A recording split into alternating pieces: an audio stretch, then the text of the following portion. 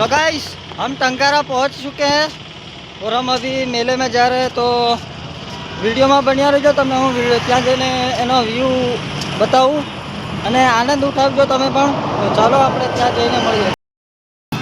જ્યારે ગુલામ બનાવવામાં આવ્યા ત્યારે એક બાદ ભૂમિની અંદર એક આદિવાસી સામે સામે સામે સામે સામે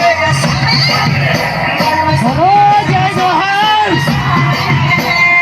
જય જવાન આદિવાસી આદિવાસી।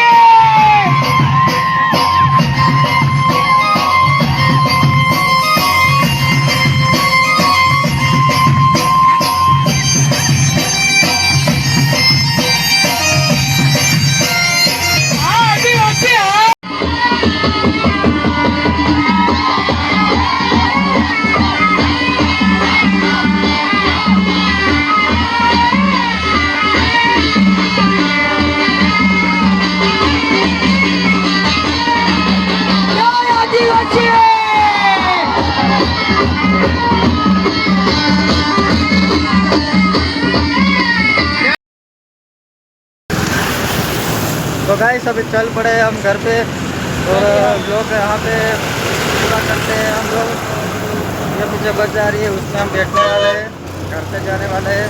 तो लोग यहाँ पे एंड करते हैं। तो चलो मिलेंगे नेक्स्ट ब्लॉग में। लाइक करें, शेयर करें।